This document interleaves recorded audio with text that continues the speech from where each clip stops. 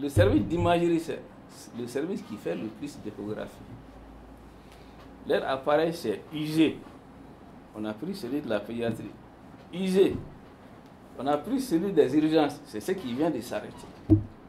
Quand on allume, ça ne s'éteint pas. On fait le jour et on fait la nuit.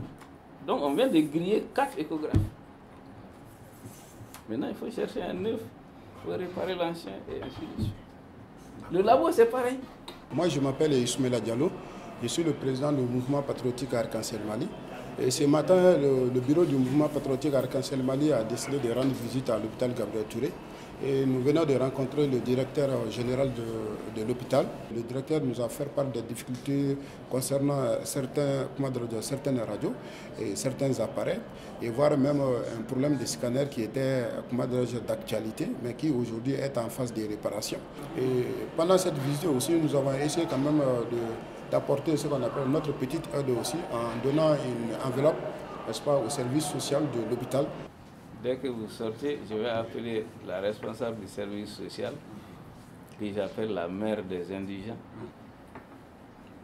Les mots me manquent pour décrire ce que je ressens par ce geste. C'est encourageant. Vraiment, c'est encourageant. C'est comme si Itari Balma Dofu Alkanokaya. Alima Fendama. Abafa A Karsana Namfu. C'est ce que vous êtes en train de faire comme ça. Vous ne voyez pas les malades, mais toutes les salles sont pleines. Et presque la moitié, c'est des personnes qui n'ont pas les moyens. Il y en a qui deviennent démunis à l'hôpital. Vous n'avez fait un boulot. Mais les bilans, les ceci, les cela, avant que tout cela finisse, ils n'ont plus rien. Tous ceux-ci font partie des personnes démunies. Même si socialement, on ne les considère pas comme ça. Ni bolo bana erreur. Tu es personne démunie. C'est comme ça. Donc, tout ceci-là, bon.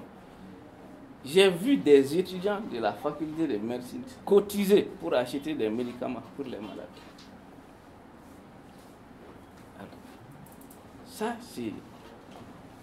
ça fait chaud au cœur. Je profite de l'occasion pour inviter le gouvernement à s'impliquer davantage. Je profite aussi pour inviter également les opérateurs économiques, les grandes entreprises de la place, et les grands commerçants, les bonnes volontés, les Maliens ici et les Maliens d'ailleurs, les Maliens de la diaspora, et également aussi les chefs religieux, les autorités aussi religieuses, les chefferies de Bamako, tous, n'est-ce pas, tous les Maliens, et même tous ceux qui ne sont pas Maliens, qui peuvent apporter, qui ont les moyens aujourd'hui, qui peuvent apporter ce qu'on appelle leur secours, leur aide à cet hôpital.